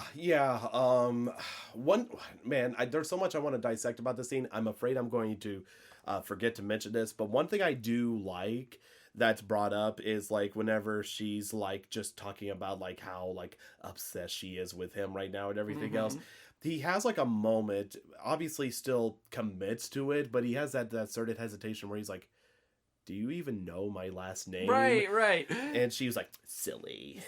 And like dives in and everything else, and again you could tell the entire time he is reluctant, right, and just kind of like, well, I'm getting what I want, I guess. And this is honestly, you know, I just thought about this for some reason. I don't know why I didn't think about it earlier. This movie puts guys in the position that usually women are in horror movies, and like it's like women being lured into some trap that becomes sexual, and then they get carved up and die. That's true. But it's like this is like a woman that's reluctantly bringing this man that's also questioning the whole way. It's not like I think that's why I like so much that they're not just always like, yeah, gonna get my dick wet. You know? Yeah, They're hesitant. They're like, this is scary. I don't like this. It's like men being predatored on by women, which is a complete flip of the script that shouldn't be that uncommon, but like because we live in this world where we like women don't do wrong, because that's also part of our patriarchal idea that women be in the kitchen and men be doing all the bad stuff. You know, like that's also a consequence of living under a patriarchal society, is that we you know that becomes a total inversion where the entire horror movie is like it's not just women getting boobied killed over here. It's like Jennifer using her body to kill people. Yeah. It does raise a question as to how this popped up, but you know, whenever Needy and Chip are having sex for the first time and everything else like that, she gets like visions of like the blood dripping from the wall and everything. Yeah. So I didn't know like where that came from. Like she somehow has like a close, keen sense to Jennifer or something like that. They did establish that a little bit. Like, remember early on whenever Jennifer goes to, like, she's supposed to be hanging out with Chip that night, but Jennifer's like, no, we're going to go to the bar or whatever. Like, whenever she goes to pick up Jennifer to go to the bar in the first scene or whatever, like, she comes and Needy is talking to Chip, and Needy's like, oh, Jennifer's here. And Chip's like, how can you tell? And then you like hear Jennifer say something. Oh, so they are like connected. You know what I mean? They're supposed to be. And I think that's teased in the flashback scene later too. That like she sucked her blood, so they're like connected by blood or whatever. You know what I mean? Yeah. Because she pricked herself with the thing and she kissed the boo boo to make it better or whatever. So they're literally like blood tied or whatever. And then by the end of the movie, you find out how blood tied they are because she was bitten by Megan Fox and absorb some of her powers or whatever. So like I think they are supposed to have like that, you know, how twins can sometimes, you know, have weird supernatural type stuff or whatever where they just know each other so well, you know. I think it's supposed to be like that. They're supposed to be such best friends that know each other so well that they're connected like that. And that's why she's like whenever Aaron, you magnificent bastard. You're pulling the move in spoiler sections where I'm like, does my number getting increased a bit, you know, just a little bit there. You son of a bitch, you done it again. But yeah, that's also how she knows that her boyfriend's in trouble or whatever when she's listening to Low Shoulder perform and they're talking about like she's not here right now, whatever they're singing or whatever. Yeah. And then she's like thinking, and she's like, oh, Chip or whatever, because like Chip's in danger, but also she feels Megan Fox or what. You know. Yeah, has that presence, like they're interconnected and everything. Yeah, it's such an interesting relationship, friendship, because it's like, it's blatantly clear that it's not a good friendship, but it's a friendship. Right, it's a toxic-ass friendship that, like, has such deep roots that she can't let it go. But, like, this person is not serving her interests anymore, you know? Yeah, I would definitely agree with that and everything. But, yeah, and then there's another instance on why I'm like, Chip, I'm like, is like whenever she's like panicking during that again, and I'm pretty sure this is just intentionally written like you mentioned there, but he's like, oh yeah, I'm doing a good job, you know, during that or whatever. Yeah. But he does because she starts freaking out, and he's like, yeah, okay, yeah, all right. It's just like, oh my gosh. And then of course, like whenever she's like panicky, he does check in, and he's like, was I too big? Yeah. And I was just like, oh, this fucking guy. Too big? Yeah. But again, I'm sure that's like intentional, that they're purposely writing him this way. Yeah, no, 100%. Yeah. Oh my gosh. But one thing. It's also not that uncommon that like blood would be a problem in the first time of sex. I mean, there's obviously that symbolism too. And there's a lot of like virgin, not virgin symbolism in this movie. They're not symbolism, but like overt references. Like the reason Megan Fox's character is evil and survived the thing, or survived the sacrifices, because she lied about being a virgin and she was actually a big slut or whatever, you know. So it's like there's a lot of like that kind of. So I think the blood happening on the first time these two have sex is like not that thinly veiled of a reference, but it's also, you know, symbolic of what's happening with Megan Fox's character, like more immediate to the plot. That's what it means, but it's also like blood having a bad time and interrupting your first time of sex. I mean, that's the common And it's also, any virginal quote unquote story is about losing innocence, and so there's all that kind of stuff you can dig into too. But. Yeah, but I also do like how whenever she kind of became a succubus again, they really keep a lot of the stuff hidden, the reveal until the very end, which I do think makes it more powerful. And I do like that she is still somewhat more humanoid as opposed to kind of that kind of, I don't know if you say Judeo-Christian, version of succubus there. Right. Again, like you mentioned, corset and all that shit there. I definitely think it's more powerful that they keep it more grounded. It's like, she just looks human, just basically eyes and mouth and everything else tears open. But it was actually kind of disturbing seeing her kill Colin Gray, because literally you just hear him scream as blood is splattering across the wall and everything as opposed to a cutaway. But I also like whenever it comes to the body that's there, she's literally scooping blood up and drinking it or whatever. But it's not done in isn't Megan Fox hot? But it's she's eating a regular meal. Yeah, I love the way they handle all of the ways in which Megan Fox is simultaneously super hot and super disgusting.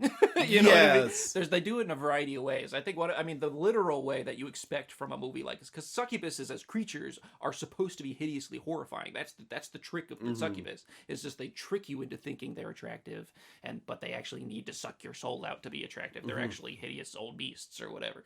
So the way that this movie interprets succubus is not only yes, there are these scenes. I love the first little monstrous scene you get, because they give you a seed and then they don't give it. When she's eating the chicken out of the fridge. Dude, that was such a good... Yeah, it's just horrific. There's nothing hot about that. But then the next scene you see her in, she's all perfect and pretty and hey, I feel so good, Yeah, I do want to talk about that initial scene whenever she arrives back, because I do love that...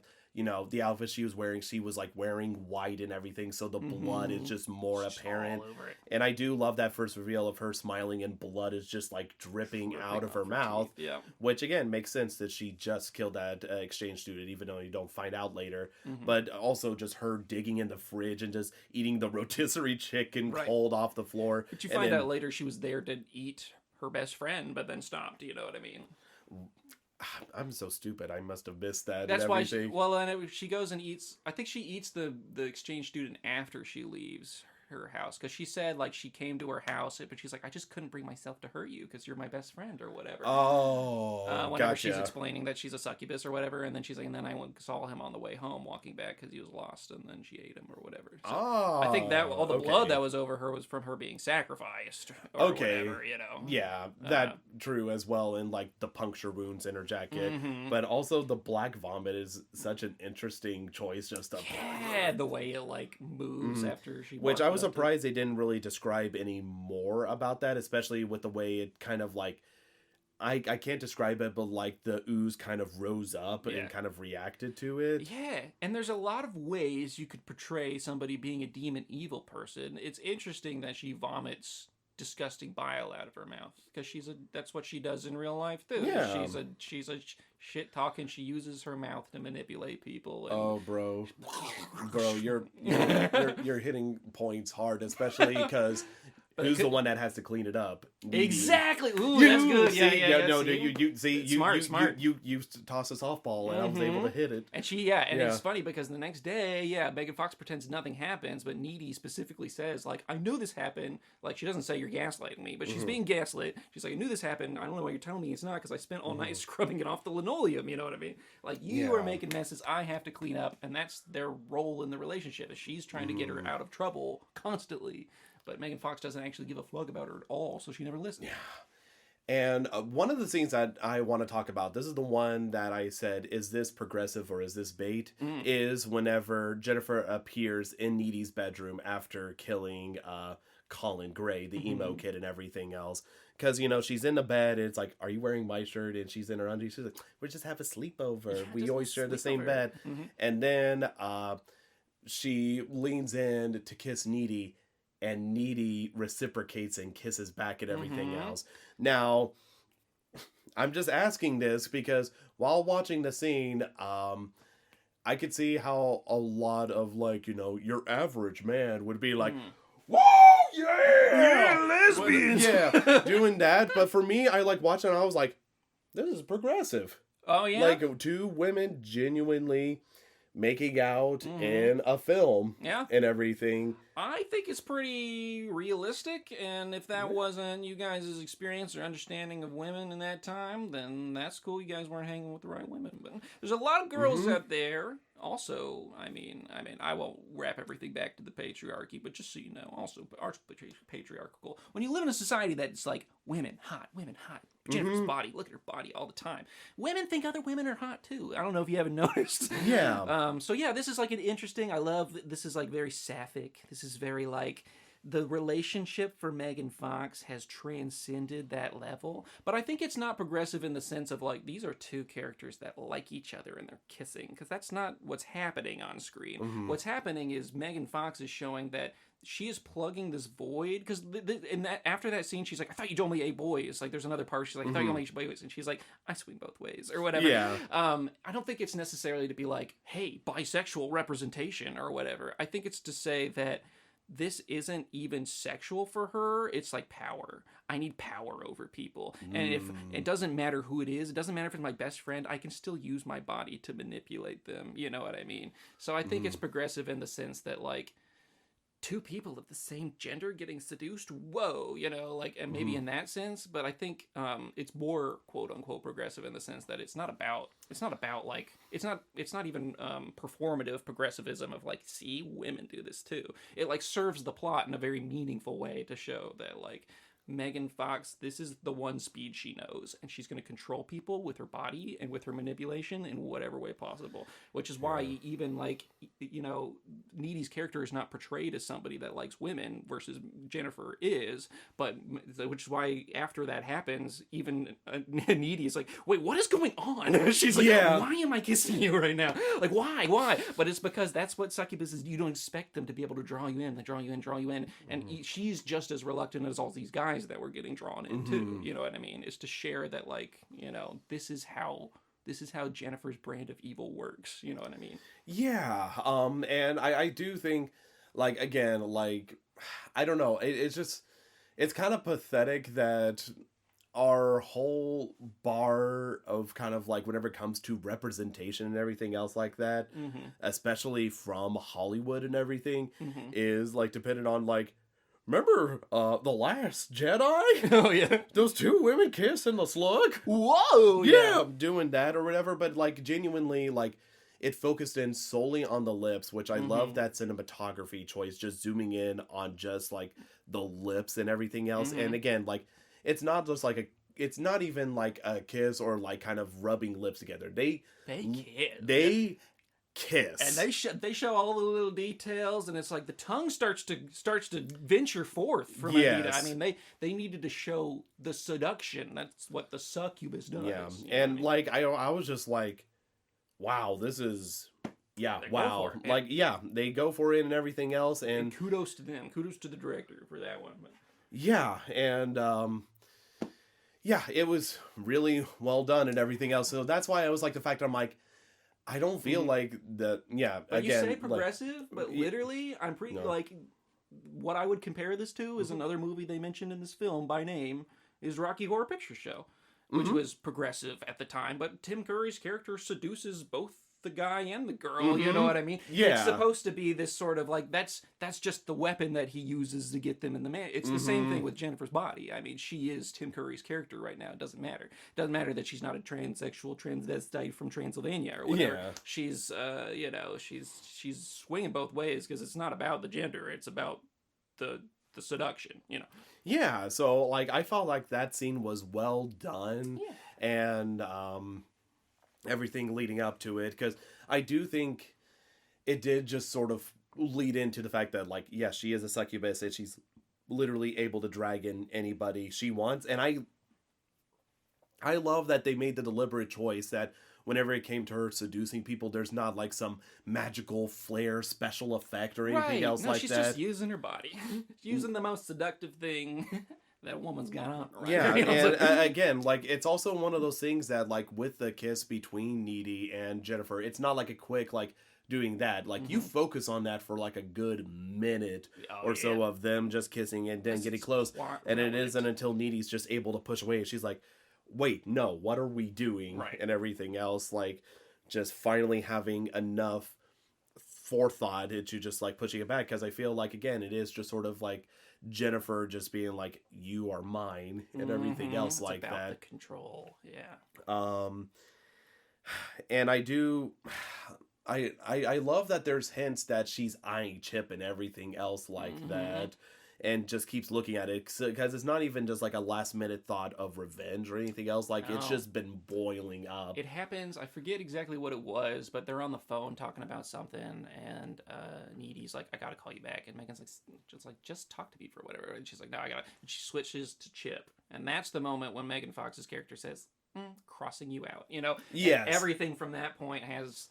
she starts focusing in on Chip. She focuses in on the emo boy that Anita's likes, and then eventually she goes for Anita. But and then whenever it comes to Needy trying to figure out, like, okay, what's going on with Jennifer, because she keeps having like these weird run-ins and kind of visions and everything else, that she then kind of dives into the sort of occult thing, because whenever all these deaths are happening and everything else, she's like, okay, looks in, finds out, hey, she's a succubus and everything else. And whenever she tries to explain it to Colin, he's just like, oh, I believe that you believe this, but I don't think this is happening and stuff. Yeah, he has a very measured response that if somebody was approached in real life with this information would probably have. He's like, it's not that I don't believe you, it's that I don't believe this. You know? It's just bad because, like, she does, like, the fault of, like, we can't be together or whatever because it's, like, too dangerous, and I'm like... made a little mistake there. yeah, a little mistake. So that's the one where I'm like, it doesn't really make sense. I know it's only there just to kind of set up Chip being heartbroken so he's more susceptible to Jennifer. So that's one where I'm like, I mean, I get, but at the same point, it's kind of like, meh. I like that one fine because it's like a high schooler's understanding of the situation. You know, she's like, I'm doing this to protect you, and he's like, I'm getting broken up with. Like, that's fair. That's fair. Like I said, that's just one of the minor scuffs that I would say where I'm like, yeah, I guess that's believable. One of the things that did kill me or whatever is sometimes, like I said, the dialogue hits like 90% of the time, but whenever they're at like they're at Colin's funeral, they have like the goth emo kids there. He's like, he's a black angel now, like saying all this stuff, and then like the mom is saying like, you don't know what pain is or whatever. I have the monopoly on pain. And I was like, man, that's cheesy ass writing. Yeah, that was kind of cringe on both parts. Yeah, it was cringe on both parts. So that's like some of the few ones where I'm like, I feel like that was more Hollywood interpretation of emo. I felt like Colin was a more accurate sort of portrayal of being emo, where he's like, he's a pretty happy, chill dude. It's just he's dressed like he had a horrible spill in Hot Topic. Right. Yeah, which is what the style was. Which was the style at the time. Yeah.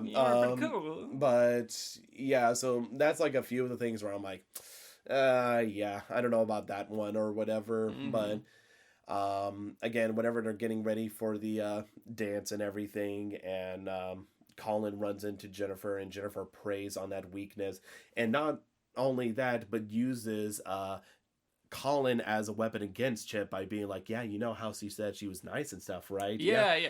Well, they were actually hooking up or whatever, just lying, you know.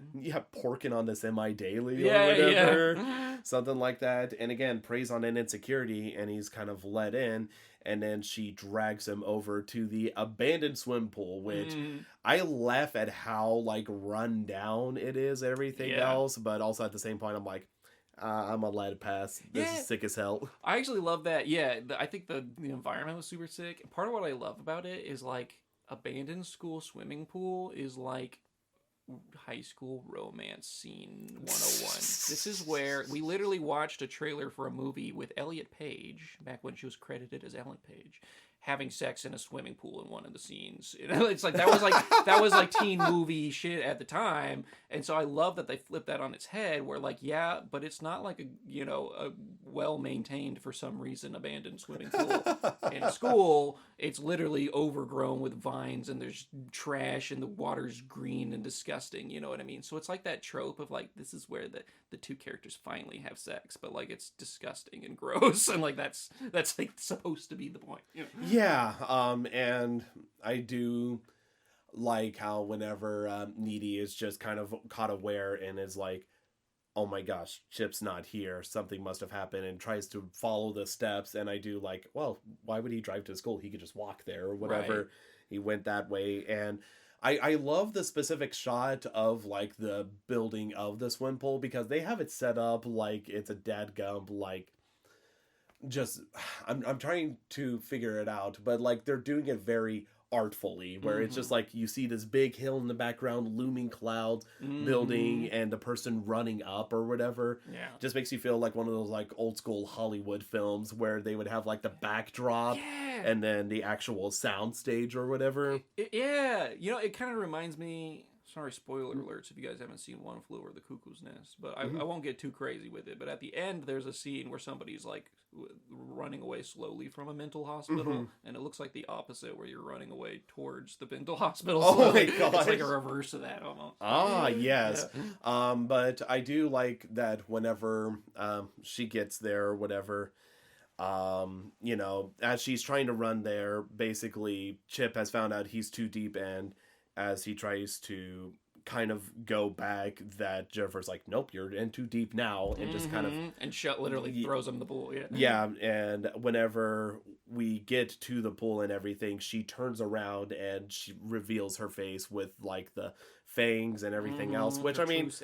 The CGI hasn't aged the greatest, but it still does fine enough to where it conveys, like, okay, this is what's going on. Right. Because, like I said, they don't really use a lot of CGI for the film. There is a lot of practical stuff, so I'm like, that's awesome. Yeah. I give major kudos to sticking to practical effects and everything else like that. And then I do like the fight is so... It's not like a final battle between, Jennifer and Needy, to save Chip or whatever. It didn't feel like that. It just mostly felt like they kind of were fighting a bit and everything else. Sprays a pepper spray. She's like, ew, throws up. And as they, I love whenever Jennifer floats out of the pool. It says she's flying. It's like, okay, don't be that impressed. She's just hovering. Yeah, and then Jennifer's like, you always have to like tear me down for my accomplishments or something. I don't know. She uses it a way to be like, there's just always bringing me down. There's such a lot of good back and forth and everything. And I love like Chip's last move that she tries to approach Needy is stabbing her with the pole and everything else. And she just pulls it out and she's like, you got a tampon? Yeah. She's like, I thought I'd ask. Plug a hole right now or something. Yeah, it seems like you're PMSing. Yeah. Because of Needy being upset. Yeah. Yes. I love that. It's always like somehow the situation always turns around into a sharp response at Needy. Like, you're such a bitch. Well, and it's funny because I'm only able to pick this up with what you said, but what does Jennifer do? She just picks up and leaves. She doesn't try to kill anybody. She just makes a mess and leaves. Like she always does. Yeah. And except for the fact this time she genuinely hurt Needy by like killing Chip and everything else. And they pretty much have their goodbye and everything else. And again, very good acting. Like I believe Needy was absolutely distraught and traumatized losing Chip. I didn't feel that bad about Chip, but that's a personal me problem. Rip Chip. But I do like that there's this moment where she's just laying there in the bed, and then she just gets up, and then it cuts again. Like, I feel like these flashbacks, like the you're at the end of the film, at the beginning of the film. I feel like a lot of times that stuff doesn't work out good, and it just feels kind of hokey. But I feel like these are placed brilliantly, because you do see the scene where she goes after Jennifer, and so then you cut back to where you saw at the beginning of the film, where she's outside Jennifer's window and she jumps through the window. And mind you, they do a good job of making him try not to look too badass in Yeah. that moment, because she just kind of flops through the flails through it, broken yeah. window, and then she immediately goes after the box cutter. And again, they're still at each other's throats, being catty and everything else. It's like, you know what this is for, right? Cutting boxes. And she's like, "You're so butch." Yeah, she's like, you get all your murder weapons at Home Depot. Yeah, and then they have like this huge fight and everything. And then one of the things that they've always symbolized is having the necklace, their BFF necklaces that they wore. And there's just a moment where Needy rips the necklace off of Jennifer and throws it down. And mind you, that slow motion, the twirl and everything, I'm like, I don't think you could have gotten a more perfect throw with that. And then it hits the ground and spirals and everything else. But it is a heart. It's a heart, by the way, with a little bit of blood on it. Oh, a BFF look heart. at that. And here's the thing that I like, because the entire time, like, Jennifer is like fighting and floating up in the air trying to fight back with the knife or anything else, but as soon as she rips the necklace off, it's almost like Jennifer gives up. Yeah, she falls. Yeah. It's like, I don't know, so much.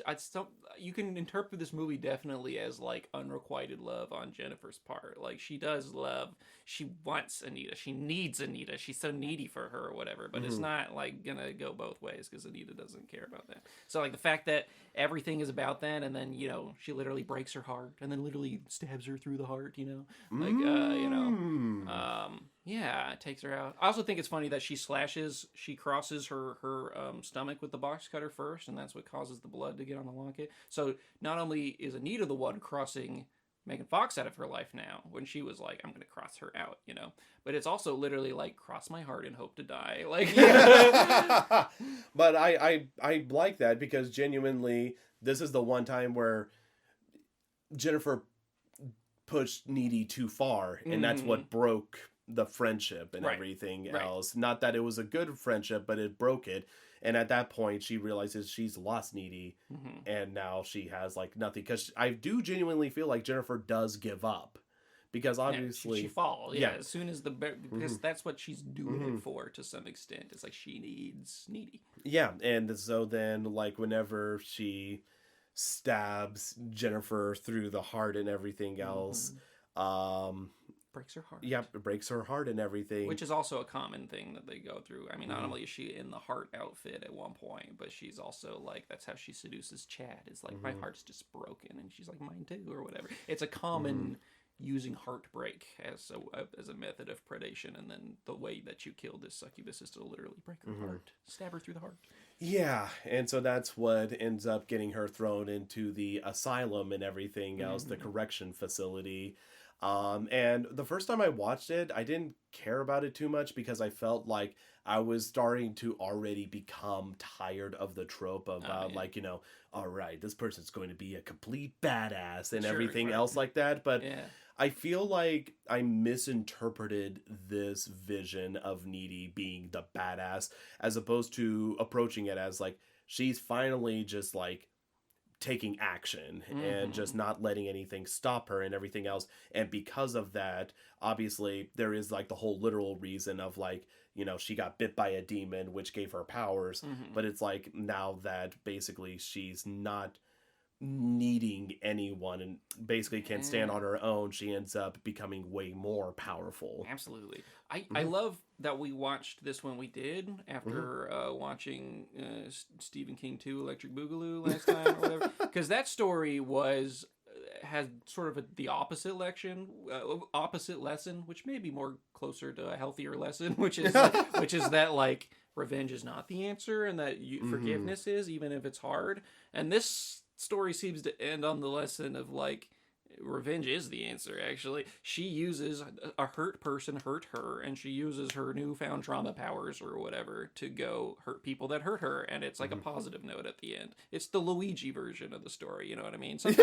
Sometimes you just got to take care of people that hurt you. Yeah. So like, it's a completely different lesson of a story that's structured very similarly, in the sense of like, here's traumatizing people, Yeah, I would agree with that. And I do love that, like, they have like this throwaway line about like, in Devil's Kettle, there's like this lake that nobody knows where it goes to. And whenever she's escaping the asylum, she sees like all the plastic balls the scientist threw out in the stream or whatever. And the knife, yeah. And the knife. And then that's whenever she's like, yeah, I know exactly what I'm doing with this knife and everything. And it's going after Low Shoulder, which again, I think kind of plays with a sort of like making deals with the devil sort of aspect. Like, be careful what you wish for, because I do great after credit sequence, because basically she gets in a car and the guy's like, oh, where are you headed? She's like, east. He's like, oh, what's out east? It's like this band I'm following, and it's like, oh, must be a pretty good band. It's like, oh, tonight's their last show. And then it shows like the sequence of like the bandmates, and again, it literally screams mid 2000s and everything, with like them getting like bunch of star power, you know, going nuts in a hotel room, and then coke, and then it just opens to, they open the door to hear screaming and bloodshed and everything else. During that, everything else, which again is kind of like their foil. They got the stardom, they got the power, but ultimately it led to their early demise. Yes, right. There so, like, I was just, I felt like the first time I watched this, I inferred the wrong things, missed a lot of points, and this time round it just hit way more closer to home and everything. So I can say with full confidence, I am definitely a big fan of the film Jennifer's Body. Hey, two things real quick, specifically about those guys. Yeah. Did you notice the second time around they're waning moon tattoos or whatever, waxing moon tattoos? No. Yeah, because the guy had that tattoo on his neck of the crescent moon or whatever. Yeah. And they needed the crescent moon to sacrifice Jennifer or whatever. Oh. They were always branded with the mark of Satan from the beginning or whatever. Oh, true. So that one's interesting. And the other thing I wanted to ask you about, do you think Devil's Cauldron, the endless hole, is supposed to be like a sexual symbol? You think it's supposed to be like, because they're like a virgin, we're going to sacrifice here, and it's so much about that, and the devil's hole just sounds like somebody's asshole. That does sound like a sexual act.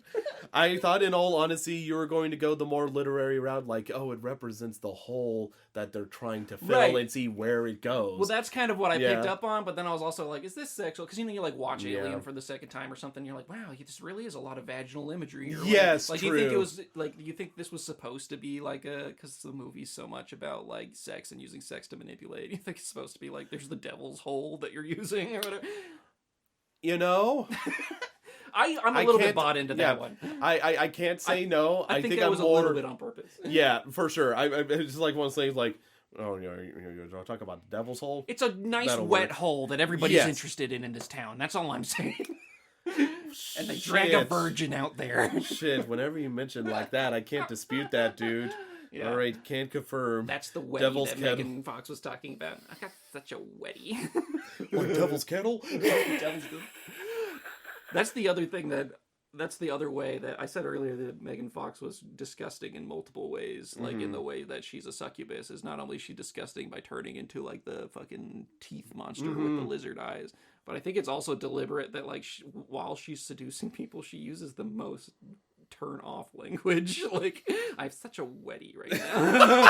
I just can't imagine being like, yep, I'm ready for sex now. Yeah, my body is ready. Yeah, and she does that all like, we can play house, I'll be mommy and daddy, like just like weird, like it's just overly cheesy, turning me off language. You know what I mean? It's just gross. She's just being gross. But I love that they made it gross in like, here's the realistic way that these people are gross, but also she's a gross monster literally too. I think that's what adds charm to the film wholeheartedly. But yes, actual pickup lines may have not worked, but who knows? Anyway, we see talked a lot about Jennifer's Body. Yes, we did. I'm glad we did. Boy, oh boy. What a movie. What a movie. Let's talk about the next movie we're going to be watching. So, this next film is going to be a remake. A remake that came out in 2013. Okay. And it's coincidental enough that this film was mentioned in Jennifer's Body. Oh, a remake of a film mentioned in Jennifer's Body. They did talk about Rocky Horror Picture Show. Was there a 2013 remake of it? I think there might have been a stage adaptation or something like that, but nope, not that one. But it's the other film. In fact, It was on the t-shirt Jennifer stole from Needy. Oh, what was it? Oh, it was she says, "Is that my blank T-shirt?" But what did she say? Yeah, it's a really Evil Dead. Yes. Okay, yeah, that was it. Yep. So that's it. I was like, one of those things. I'm like, we just talked about Rocky Horror. He's gonna think it's Rocky Horror, but yeah. So yep, it's the Evil Dead remake from 2013. Woo! Okay. Woo! So yeah, I'll be very curious on revisiting this film. And I'll be curious on what you think about it. Yeah. So we'll call us bi-curious. Well, because we're both curious. Sorry, I had to slip that into the Jennifer's Body episode. It's appropriate. I'm sure nothing else will ever. Because it was a kind of a sapphic kind of situation there. Anyway, sorry. Thank you. Evil Dead. Thank you all so much for listening to this episode. We'll see you all again next time when we're popping the scary with the Evil Dead remake. Remake it. They did. Do it again. No. Keep making them. No, they will. Be sure to subscribe to our YouTube, Castbox, or iTunes platforms to stay up to date when new episodes drop. To see what Aaron and I are up to, check out our respective Twitter accounts. For me, it is @CoalkirkVA, and for Aaron, it is @AnimalGameDev. Thank you all so much for listening to our podcast. We'll speak to you all again next time when we're popping the scary.